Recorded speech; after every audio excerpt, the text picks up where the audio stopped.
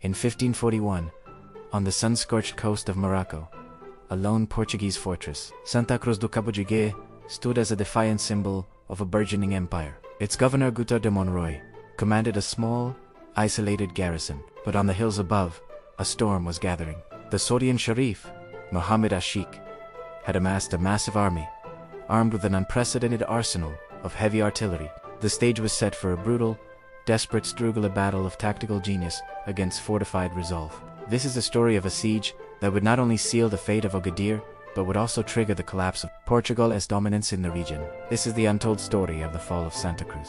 The Portuguese presence began in 1505.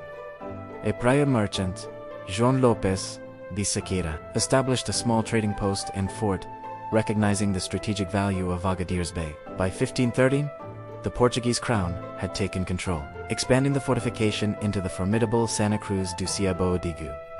They arrived in a fractured Morocco, a land in turmoil, without a strong central authority.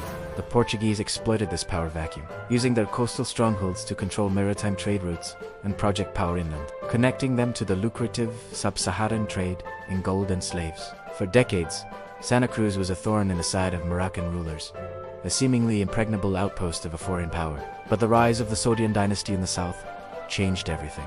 Led by the brilliant and ambitious Mohammed ech-Cheikh, the Saadians were determined to expel the invaders. In 1540, instead of launching a futile frontal assault, ech-Cheikh deployed a revolutionary strategy. Over a mere 2 months, his forces constructed a fortified Kasbah on the hilltops overlooking Santa Cruz, just out of range of the fort's cannons.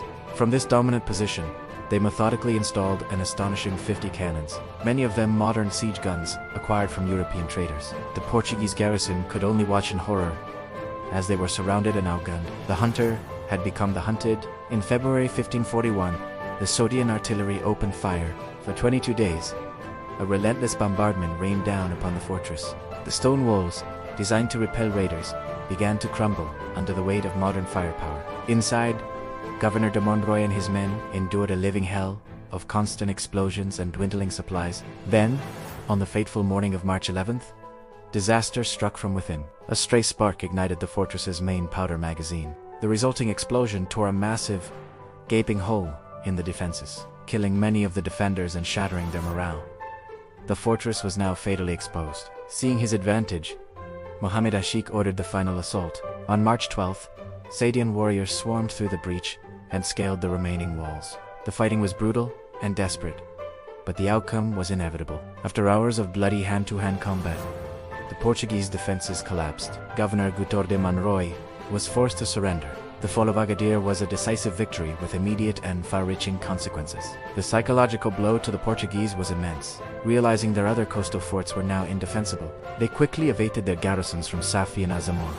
Later that same year, the Saadian victory had shattered the myth of Portuguese invincibility. The 600 Portuguese survivors of the siege, including Governor de Monroy, were captured and marched to the Saadian capital of Terudnet as prisoners. For Mohammed ech-Cheikh, the triumph cemented his authority and paved the way for his ultimate conquest of all of Morocco, uniting the country under his rule. The siege of Agadir was more than just a battle.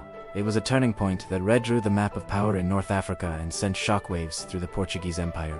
It demonstrated that European technological superiority could be matched and overcome by local ingenuity and strategic brilliance.